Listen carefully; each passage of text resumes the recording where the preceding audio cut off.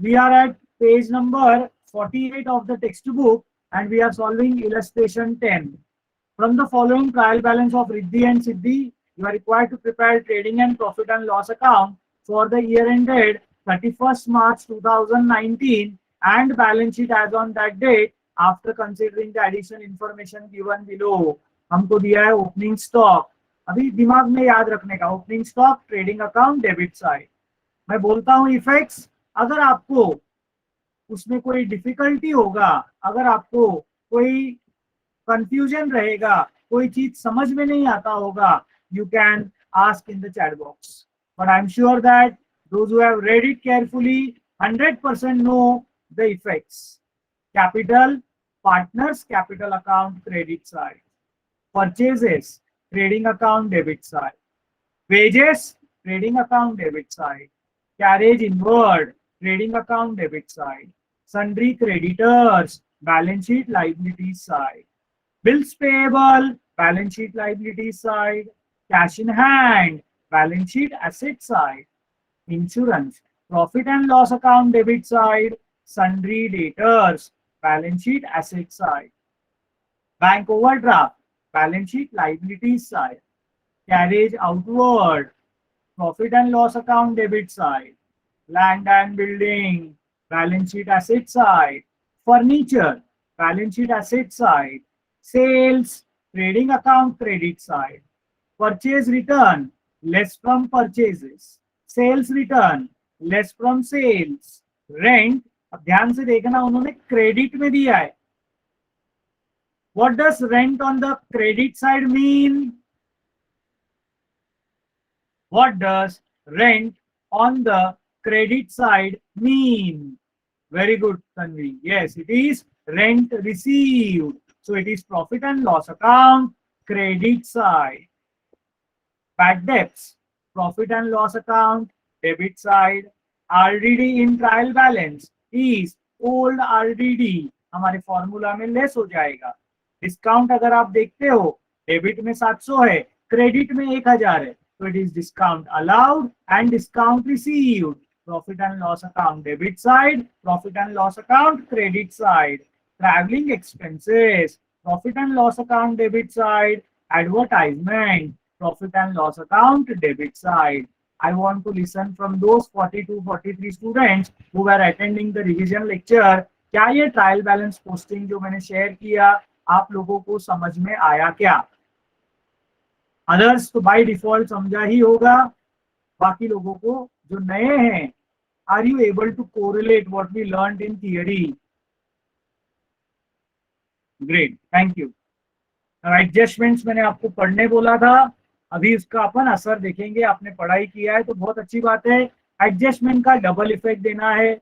और जो एडजस्टमेंट्स होते हैं, मैं एक बार इन जनरल बता देता हूं. एडजस्टमेंट्स को हम लोग बाइफरकेट करते हैं. ट्रायल बैलेंस में दिया हुआ आरडीडी हमेशा ओल्ड आरडीडी होता है, नया पाटिल पिछले साल का आरडीडी होता है वो, ठीक है. और एडजस्टमेंट में जो आरडीडी आएगा that is always new RDD. I repeat, trial balance का आरडीडी हमेशा ओल्ड आरडीडी होता है, वो ट्रायल बैलेंस के क्रेडिट में दिया रहता है. और एडजस्टमेंट में दिया हुआ आरडीडी ये हमेशा न्यू आरडीडी होता है. I hope that suffices your doubt. So I was talking about adjustments. दो प्रकार के एडजस्टमेंट्स होते हैं ब्रॉडली. एक होता है डिपेंडेंट एडजस्टमेंट. डिपेंडेंट म्हणजे दुसऱ्यावर अवलंबून असणे, जो दूसरे पर डिपेंड करता है. जैसे आज पैसे के लिए आप डिपेंडेंट हो अपने पेरेंट्स पर, है कि नहीं? और जो आपके मम्मी डैडी कमाने जाते हैं दे आर इंडिपेंडेंट. महिमा again please, thank you for your response. But again ये सब आप लोगों को बहुत पहले से डिटेल में सिखाया हुआ है. This I am teaching more for the newer ones. I please don't mind that, but I want their responses. यानी आप उनको जरूर बता सकते हो कि डिपेंडेंट इंडिपेंडेंट क्या है. तो अभी मैं फर्क बताऊंगा, ध्यान से सुनना. क्लोजिंग स्टॉक, ये एडजस्टमेंट को जब हम लोग देखते हैं तो ये आता है trading account credit side, balance sheet asset side. इसका किसी ट्रायल बैलेंस के आइटम से संबंध नहीं है, तो इसको मैं बोलता हूं इंडिपेंडेंट एडजस्टमेंट, जिसका ट्रायल बैलेंस से कोई संबंध नहीं है, तो हम लोग एडजस्टमेंट नंबर 1 दिख रहा है आपको इधर, पेन या पेंसिल से डॉट करेंगे। और एक बात मैं फिर से याद दिलाता हूं, मैं उम्मीद करता हूं कि अब तक किसी ने भी यहाँ पर TD, TC, PD, PC, BA, BL ऐसा लिखा नहीं है, क्योंकि एग्जाम में अगर आप वो लिखोगे कॉपी केस में 3 साल अंदर जाओगे, रेस्टिगेट हो जाओगे, प्रॉब्लम्स अलग फेस करोगे। Please don't develop bad habits. There are teachers who teach to write, but I am strictly against it. मैं अगर कभी बोर्ड का एग्जामिनर सुपरवाइजर बन गया और मेरे को किसी के पेपर पे दिख गया, मैं तो उसको उठा के अंदर डाल दूंगा, पेपर ही नहीं लिखने दूंगा। मेरे जैसे खड़ूस लोग बहुत है दुनिया में, क्योंकि एग्जाम एग्जाम होता है, उसमें कॉपी नहीं करना चाहिए। That is a test of your knowledge. अच्छा लगे बुरा लगे आई डोंट केयर, और उस वक्त कम से कम ईमानदारी दिखना चाहिए। तो writing of answers in the question paper is a wrong habit, तो टेक्स्ट बुक में भी नहीं करना चाहिए। अच्छा, टेक्स्ट बुक में लिख दिया, समझो आपने सब आंसर लिख दिया, तो ये क्वेश्चन है ना यूजलेस हो जाता है। अगले बार आप रिवीजन करते वक्त, अब ये बात बचपन से आपको मालूम है, जब क्वेश्चन और आंसर दोनों दिया रहता है, पहला आप क्या पढ़ते हो दोस्तों? No, this is for all. जब क्वेश्चन और आंसर दोनों दिया रहता है, पहला क्या पढ़ते हो?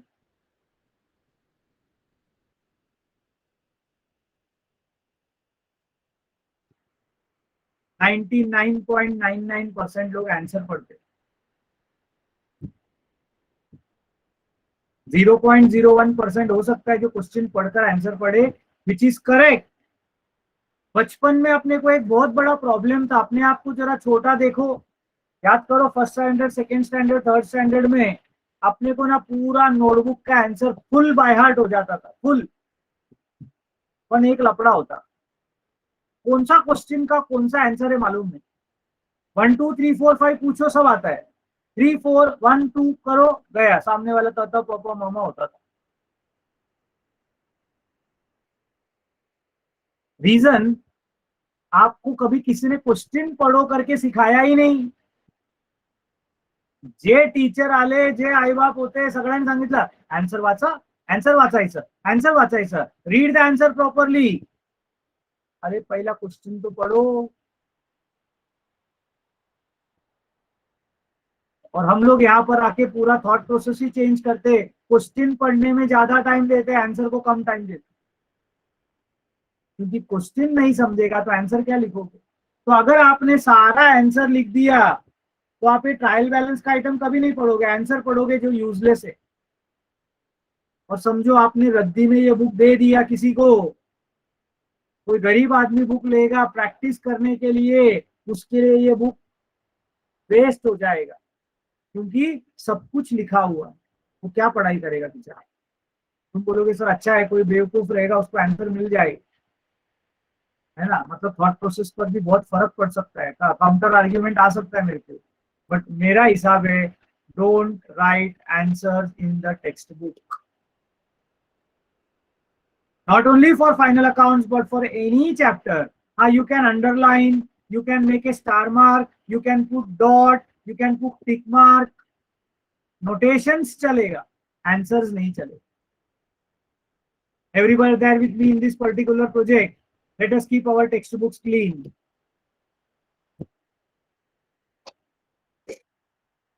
Good, thank you. So adjustment number 1 के उधर एक डॉट करना है, ठीक है। दूसरा एडजस्टमेंट बोलते हैं आउटस्टैंडिंग एक्सपेंसेस वर वेजेस 700, ट्रैवलिंग एक्सपेंसेस 200। अब देखो आउटस्टैंडिंग वेजेस, आउटस्टैंडिंग वेजेस आया बरोबर डबल इफेक्ट, क्या क्या होगा? एड टू वेजेस, क्या होगा? एड टू वेजेस, और सेकंड इफेक्ट आएगा बैलेंस शीट लायबिलिटी साइड। आता आपण निर्भर होता आहोत on wages item, so it is dependent. तो ट्रायल बैलेंस में वेजेस के उधर डॉट करने का और ट्रैवलिंग एक्सपेंसेस के उधर डॉट करने का। डॉट क्यों करने का सर? ताकि जब वेजेस आए तो अपना दिमाग का बत्ती जले. डॉट म्हणजे ऍडजस्टमेंट. तो आपण उसको इनर कॉलम में लिखे. याद आहे की इनर आउटर आतमध्ये आपल्याला सेटिंग करायची. Likewise, depreciate land and building by 10% and furniture by 5%. तो depreciation के उधर माफ करने का, land and building और furniture के उधर डॉट करो. इन्शुरन्स पेड इन ऍडव्हान्स म्हणजे काय मित्रांनो? New students please reply. Insurance paid in advance means what?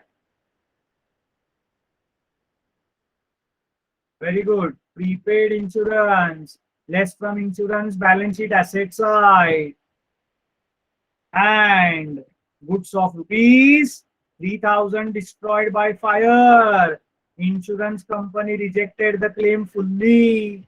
Goods destroyed by fire. Nothing is recovered. म्हणजे it is uninsured. It is uninsured. Effect देखोगे तो uninsured goods destroyed by fire. पहला effect trading account credit side, क्योंकि insurance नहीं मिला. Profit and loss account debit side. मेरे दोस्तों ये बताओ, डिपेंडेंट एडजस्टमेंट है या इंडिपेंडेंट एडजस्टमेंट? डी या I? Very good, it is independent. क्योंकि कैसे पहचानने का सर? अगर कोई आइटम में ऐड या लेस होता रहेगा तो डिपेंडेंट, नहीं होता रहेगा तो इंडिपेंडेंट. और अगर इंडिपेंडेंट रहेगा तो उसको एडजस्टमेंट नंबर 5 के उधर ही डॉट करना है. जो ट्रायल बैलेंस में आइटम्स के साथ ऐड और लेस होता है उसको वो आइटम की तरफ डॉट करना है. एडजस्टमेंट 1 और 5 को एडजस्टमेंट के उधर ही डॉट करना है. So I proceed to solving this particular question. I know this is easier than question number 1. Regular students can solve it at the flip of my finger. ऐसा चुटकी बजाने से पहले तुम लोग सॉल्व कर सकते हो, मुझे यकीन है. लेकिन नए लोगों को मैं इज्जत करता हूँ, उन लोगों का मैं हौसला अफजाई करता हूँ. That definitely you must understand that कि ये भी उन लोगों को अच्छे से करने को आए. इसके लिए मैं आप लोगों सब लोगों के लिए वापस एक बार सॉल्व करता हूँ. This is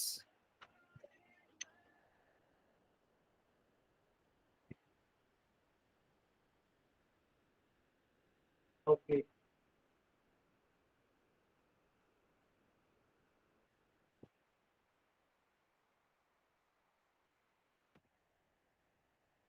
number 10, rather illustration number 10.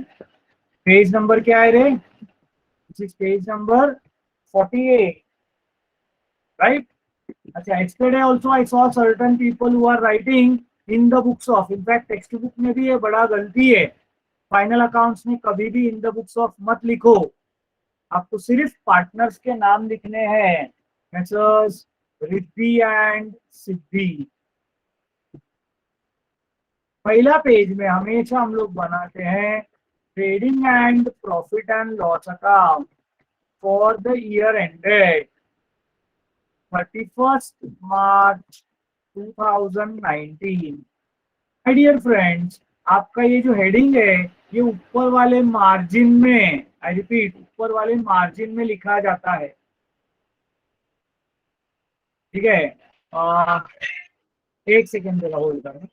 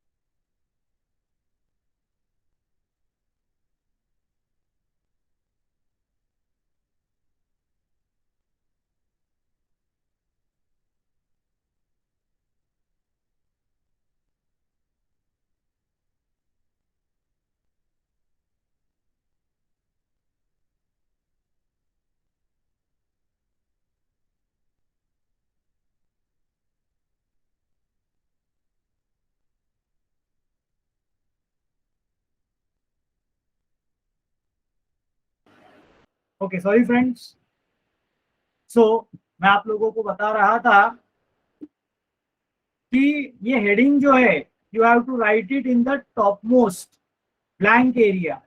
Okay, हम लोग पूरा प्रोफॉर्मा बनाएंगे साथ में, और उसके बाद है ना, अभी आपको पेज को हाफ में फोल्ड करना है। ठीक है, प्रॉपरली पेज को हाफ में फोल्ड करो। आप अंदर का मार्जिन यूज कर सकते हो दोस्तों। अभी नहीं करोगे, कम से कम देख लो तो तुमको मालूम पड़ेगा। आशीष,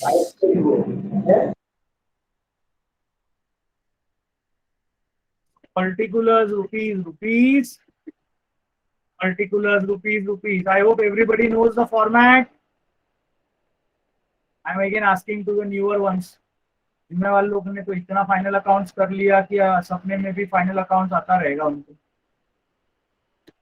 या व्हाट यू डू इज, पहला 8 line, 8 lines you give for trading account.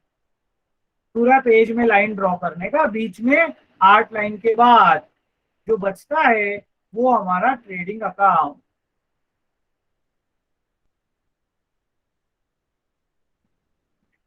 और फिर पूरा बचा हुआ पेज जो है वो प्रॉफिट एंड लॉस अकाउंट के लिए चला जाएगा। ओके, तो ये पहला तुम्हारा trading and profit and loss account चला जाएगा। नेक्स्ट पेज में हम लोग बनाते हैं पार्टनर्स कैपिटल अकाउंट। कॉपी करने वाले लोग थोड़ा दिमाग लगाओ, मतलब मेरे को कभी कभी हंसने को आता है, स्टूडेंट्स लोग मेरे को फनी फनी रीजंस देते हैं, सर मी स्वतः केलं, कॉपी करके इतना तुम लोग कैसा जी सकते हो, आई डोंट नो। फॉर्मेट कैसा सिखाया है, अरे फॉर्मेट में ये आ जाता है, तुम लोग कॉपी करते हो। कुछ लोगों का trading profit and loss account अकेला पड़ा है, कोई बोलता है त्या दिवशी मी विसरले। अरे how can it be possible, आपको जिंदगी में कभी ट्रेडिंग पी&एल एक साथ बनाने को सिखाया नहीं है, या सिर्फ ट्रेडिंग पी&एल अलग और बाद में कैपिटल बैलेंस शीट अलग, मैंने सिखाया है ही नहीं। पहला बोलता हूँ क्वेश्चन रीड करो, दूसरा स्टेप बोलता हूँ प्रोफॉर्मा बनाओ। मतलब स्टूडेंट्स लोग है ना आज की तारीख में बहुत झूठे हो गए। It's very sad to see that. अच्छा रहो, अच्छा मिलेगा। तुम लोग क्या होता है ना, माँ बाप और टीचर्स को लगता है कि तुम लोग आराम से बेवकूफ बना सकते हो, बट जो आदमी 25 साल से यही सब्जेक्ट सिखा रहा है उसको तुम क्या बेवकूफ बनाओगे यार। मतलब ऐसे ऐसे फनी आंसर्स मिलते हैं ना बुक चेक करते वक्त, मेरे को बहुत हंसने को आता है। अच्छा, पार्टनर्स कैपिटल में रुपीज रुपीज नहीं होता, उधर पार्टनर्स का नाम होता है। और balance sheet again we have inner and outer column. Liabilities, rupees, asset, rupees.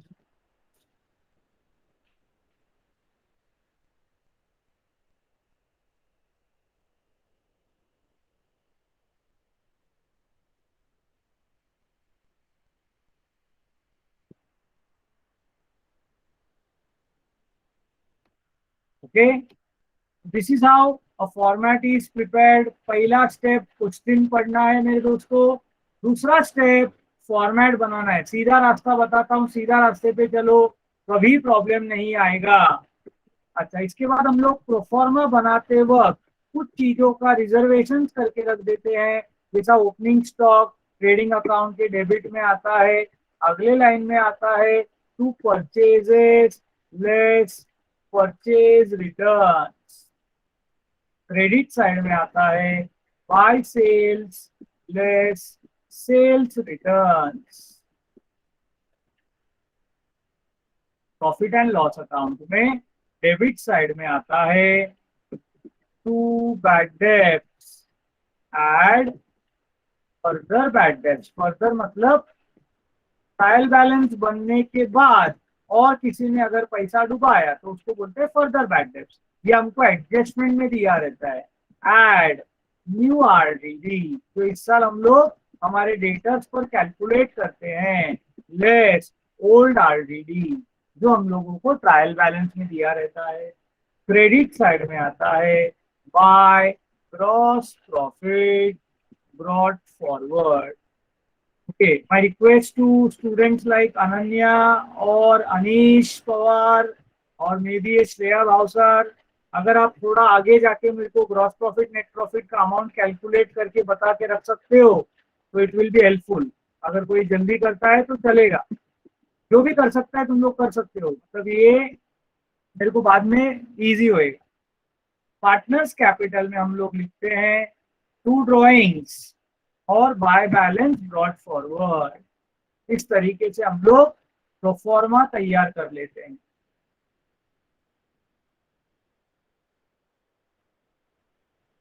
Friends, you understand what I said to you till this time?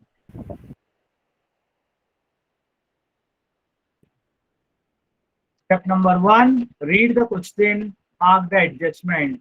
Step number 2, draw pro forma and write few items, जैसा आपको सिखाया। अब trial balance का एक एक item, order छोड़ने का नहीं, आइटम्स लेके आने का। जिस आइटम में एडजस्टमेंट है वो इनर कॉलम में लिखेंगे, उसका सेकेंड इफेक्ट देंगे, वापस ट्रायल बैलेंस में आ जाएंगे। That is the pattern that we follow. There are so many patterns available, we follow this particular method which is very easy and common.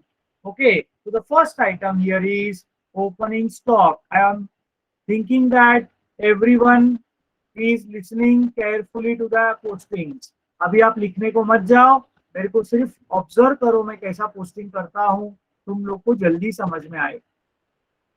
So opening stock 48,000। Capitals, partners capital account के credit side में रिद्धि के column में आएगा 50,000, सिद्धि के column में आएगा 30,000। Purchases हमको हमेशा इनर कॉलम में लिखना है 22,500।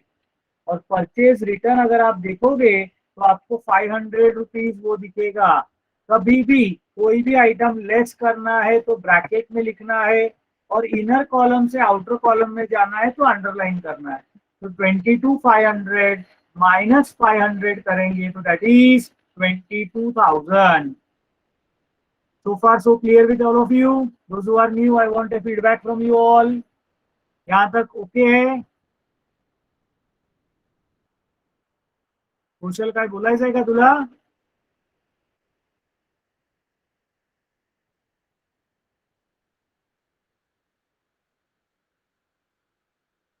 ग्रेट। क्या 400 है? परचेज रिटर्न स्केल रख के रख बेटा, कभी भी आइटम कभी मिस नहीं होएगा। परचेज रिटर्न ही हमेशा क्रेडिट में होता है, तेरे जानकारी के लिए। Wait Nandini wait, don't reply within yourself, I am there. वो फिर ईगो क्लैशेस हो जाता है।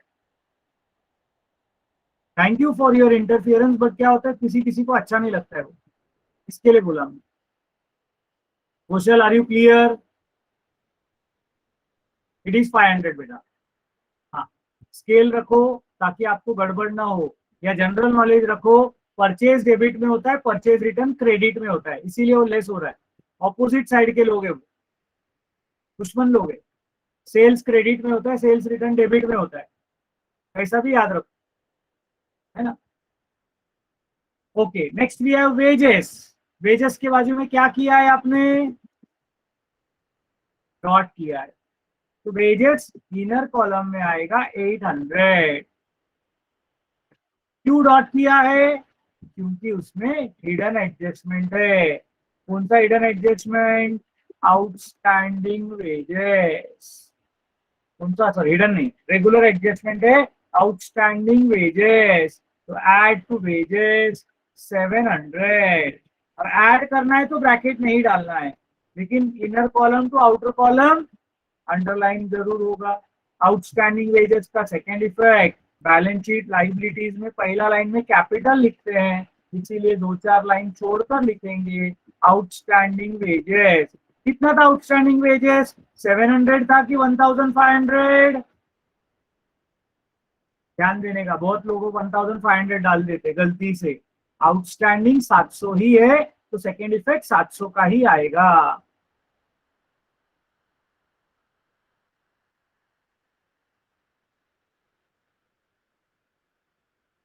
3 जन का जवाब आया, बाकी सब सो रहे क्या?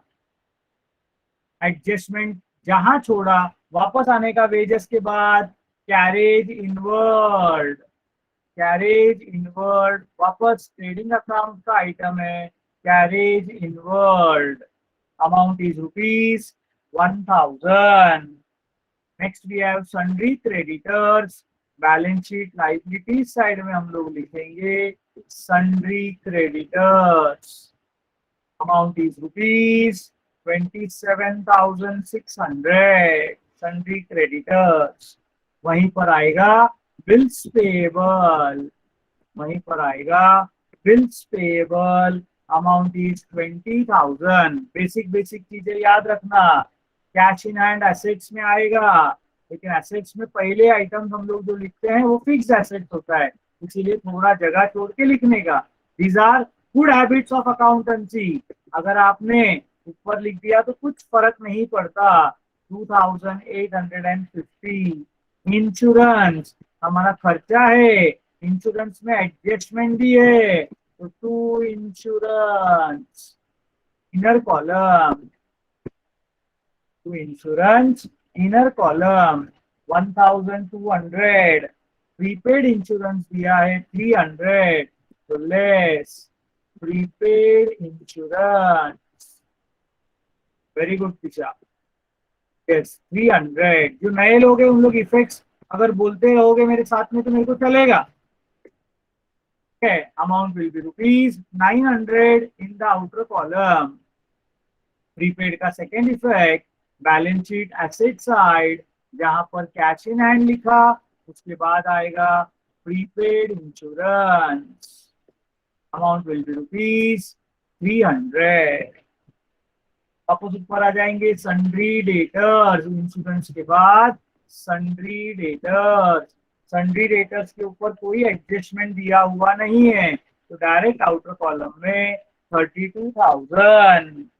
बैंक ओवरड्राफ्ट लाइबिलिटीज साइड में आएगा bank overdraft amount is 18,000.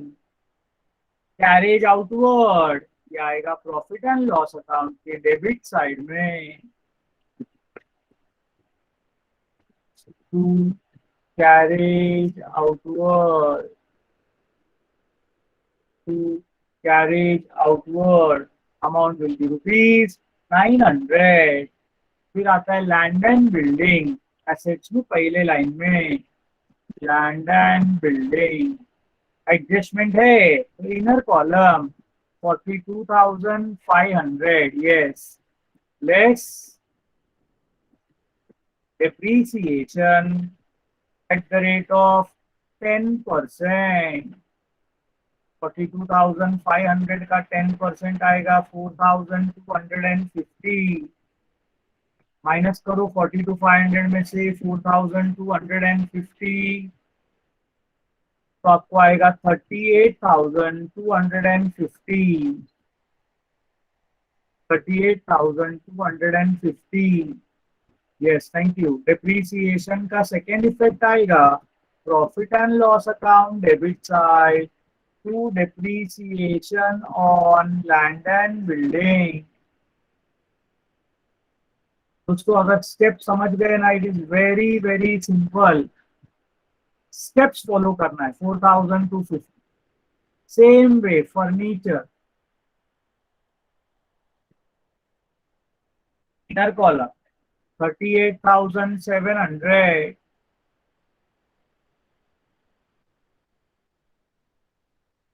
Less depreciation at the rate of 5%. 38,700 का पहला 10% कैलकुलेट कर लेने का, तो हो जाएगा 3,870. आधा करने का यस 1,935. सुपर. माइनस करो 38,700 माइनस 1,935. माइनस करके बोलो कितना आता है. This is 5, 6, 36,765. Thank you. Okay. Depreciation adjustment है, भूलने का नहीं दोस्तों. एडजस्टमेंट आया तो सेकेंड इफेक्ट.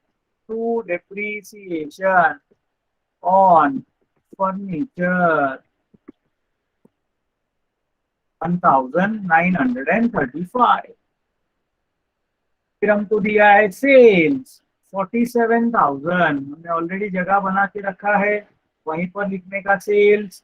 सेल्स में से लेस होगा सेल्स रिटर्न 400, 47,000 में से 400 लेस करोगे तो 46,400, 46,400। सेल्स रिटर्न हो गया, परचेज रिटर्न हो गया, रेंट रिसीव्ड 1800 रुपया। तो प्रॉफिट एंड लॉस अकाउंट के क्रेडिट साइड में by, thank you so much Sindhan, I am sorry, 46,600 by rent, 47,600 नहीं आएगा बेटा, 46,600 आएगा। Rent received 1,800। फिर दिया है बैड डेब्ट्स 300। ध्यान देना, अभी तक पहले ही क्वेश्चन में आपको बहुत कुछ सीखने मिलने वाला है। फर्दर बैड डेब्ट्स नहीं है, न्यू आरडीडी नहीं है, तो तीनों का टोटल इनर कॉलम में ही आएगा 300, दोस्तों ध्यान देना। ठीक है, लेकिन ओल्ड आरडीडी दिया है 350। ऐसा कभी कभार हो सकता है कि हमारा ओल्ड आरडीडी, पिछले साल का आरडीडी, ये हमारे करंट ईयर आरडीडी से ज्यादा है या नुकसान से ज्यादा है, यानी ये साल हमारा कोई अलग सा नुकसान नहीं होने वाला है। इनफैक्ट हमारा पैसा बचेगा, हमको प्रॉफिट होगा 50 रुपए का, तो हम दूसरे बाजू में लिखेंगे। दूसरे बाजू में लिखने को बोलते हैं ऑन कॉन्ट्रा, और क्रेडिट साइड में लिखेंगे by RDD as per contra. सब लोग ध्यान देना, अगर आरडीडी के फॉर्मूला में नेगेटिव आंसर आया तो इनर कॉलम में ही -50 लिखते हैं सिंगल अंडरलाइन से क्लोज, और उसको अपोजिट साइड में लिखते डेबिट में माइनस, मतलब वो क्रेडिट का आइटम। यानी इस बार हमको नुकसान नहीं हुआ, आरडीडी के वजह से 50 रुपए का फायदा हो गया। सारे नए स्टूडेंट्स, मेरा आरडीडी एज पर कॉन्ट्रा का एक अलग वीडियो है, उसके ऊपर ध्यान देना। मेरे दोस्तों, मैंने आप लोगों को, मैं बता रहा हूँ तीसरा, एक बार में नहीं समझेगा, मैं इसीलिए आपको बता रहा हूँ। यू हैव टू टेक, अभी आपको मैंने सिर्फ क्या किया है मालूम है क्या? स्केलेटन बताया है। अब इसके अंदर बहुत मसाला है जो अपने पिछले 2 महीने में मैंने सिखाया है और सब वीडियोस में है। You have to look at each video, solve every question, then only you will be able to understand the things. Please listen to me. Your work is only started, it has not ended. बाकी students अगर दिन में 1 घंटा BK कर रहे हैं lecture में, तो आपको संतोषी, तुम लोग सुनो, वापस में बता रहा हूँ, ये एक बार में समझने वाला कंसेप्ट नहीं है। 7-17 हो गया है, मुझे खत्म करके टोटलिंग करके आपको टैली करके दिखाना है। मैं कंसेप्ट अभी सिखा नहीं सकता हूँ, सिर्फ समझो माइनस में आया तो अपोजिट साइड में, ये सब वीडियोस में है। बहुत सारे कंसेप्ट है, प्रीपेड का कंसेप्ट है, आउटस्टैंडिंग का कंसेप्ट है, आरडीडी का कंसेप्ट है, reserve for discount on debtors, reserve for discount on creditors. पहली बार में एक दिन में मैं सब नहीं कर सकता। आपको रोज सुबह 2 घंटा बीके के लिए एक्स्ट्रा देना होगा, तो 1 महीना या जुलाई एंड तक आपका पूरा क्वेश्चन सॉल्व है। 2 hours every day. Are you ready to give that 2 hours every morning? क्योंकि शाम को अपना लेक्चर होता है, सुबह आपके पास टाइम है। आप धीरे धीरे धीरे धीरे क्वेश्चन नंबर 1 से जो मैंने सॉल्व किया है सब देखो, आपको समझेगा। हाँ, उसके बाद भी नहीं समझता है तो पूछो, मैं हूं। ठीक है, चलो आगे। डिस्काउंट डेबिट में भी दिया है, डिस्काउंट क्रेडिट में भी दिया है। तो डेबिट का discount is discount allowed, amount is 700।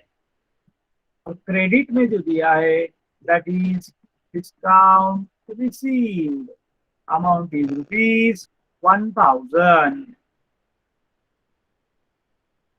We have traveling expenses. We have traveling expenses.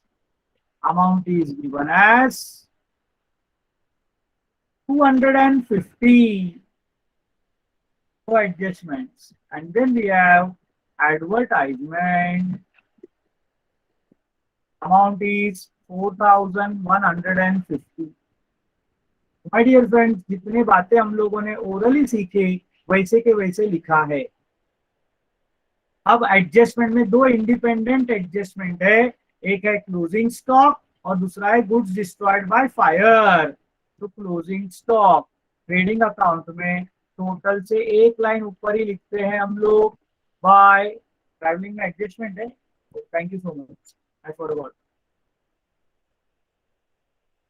So travelling में एडजस्टमेंट रहेगा तो इनर कॉलम में आ जाएगा 250।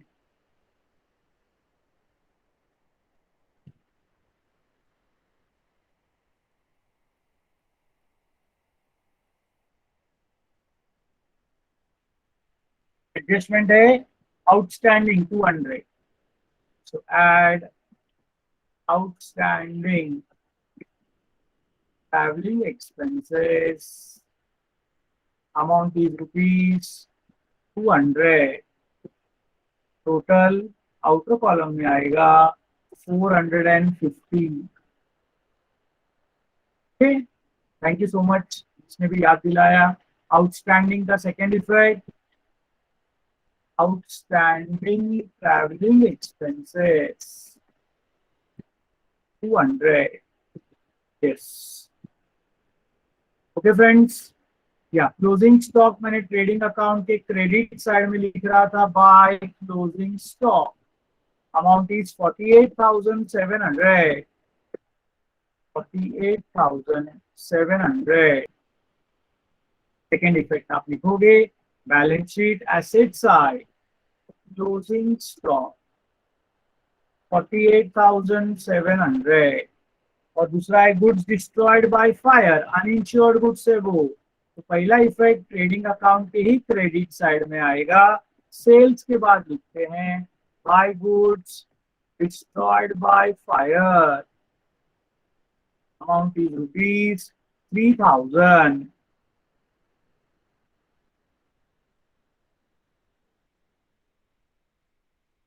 और क्योंकि अनइंश्योर्ड गुड्स है वो आएगा profit and loss account debit side to loss by fire,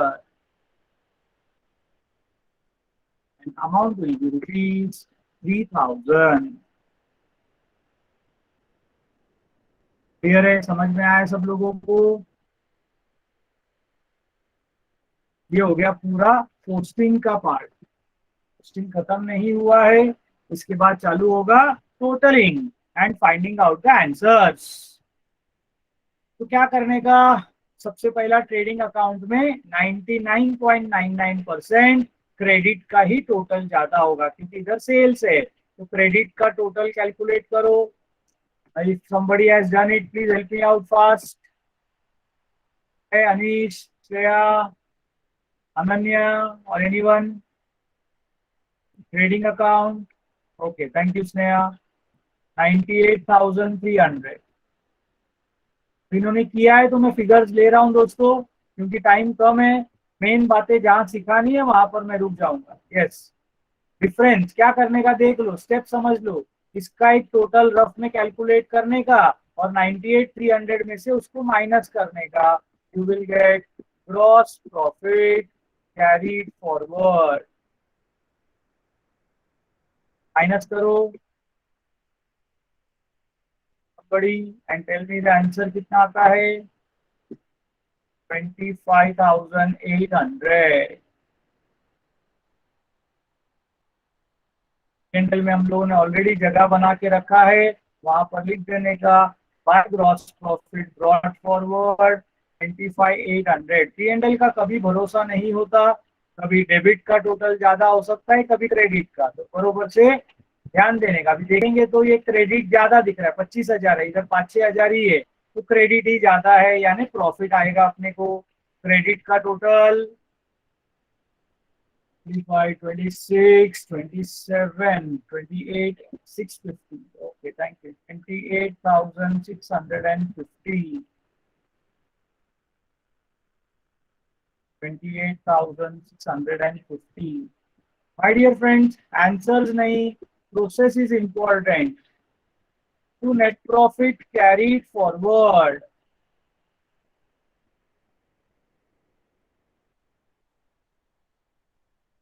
उनको ने पार्टनर्स सिद्धि एंड सिद्धि। अब अलग से रेशियो नहीं दिया है तो इक्वल प्रॉफिट शेयरिंग रेशियो माना जाएगा। तो पहले अपन क्या करेंगे, क्रेडिट डेबिट का टोटल कैलकुलेट करेंगे और उसको जो है 28,650 माइनस करके जो आता है नेट प्रॉफिट कितना आता है टोटल दोस्तों,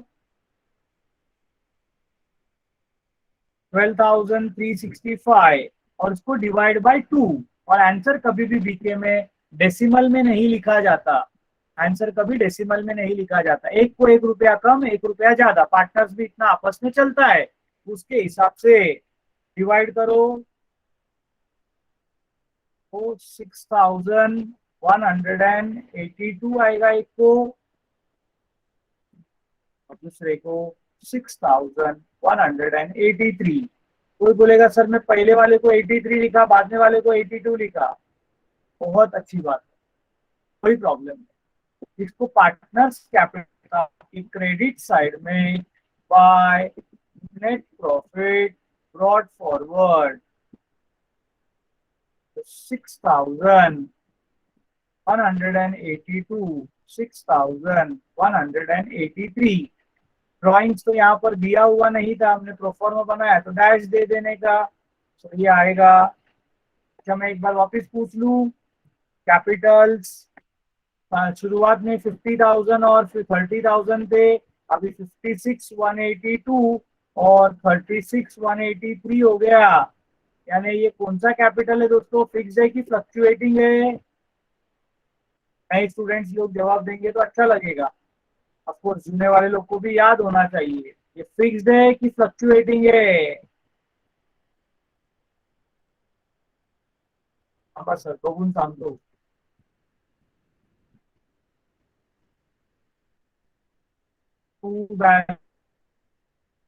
फॉरवर्ड। दयानंद मिश्रा ने गड़बड़ कर दिया। फिक्स्ड यानी सेम, फ्लक्चुएटिंग यानी बदलता हुआ। फिक्स में करंट करंट लगता है उधर, इधर ऐसा कुछ भी नहीं है। तो 58 162 36 58 नहीं 56 180, ये सब गड़बड़ होता है बात करते करते लिखेगा तो एग्जाम में भी वेरी केयरफुल, नहीं तो गड़बड़ हो जाएगा। मैंने अभी ये गड़बड़ किया, 56 182 को मैंने 58 लिख दिया, 36 183।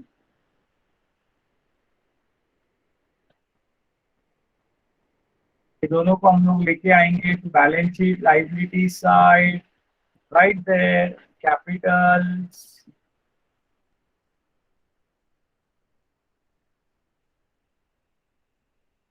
36 183।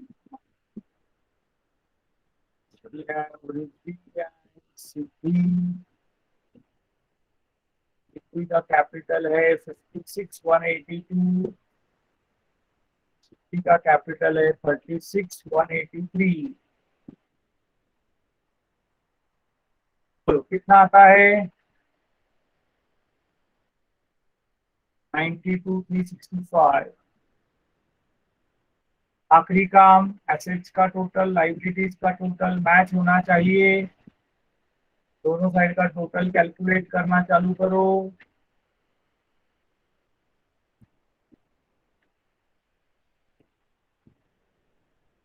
आउटर कॉलम का ही टोटल लिया जाता है 1,58,865।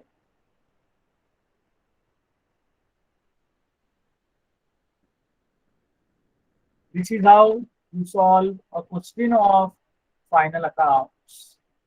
Again, I repeat, solution is not important. The process, the system is same for all the questions.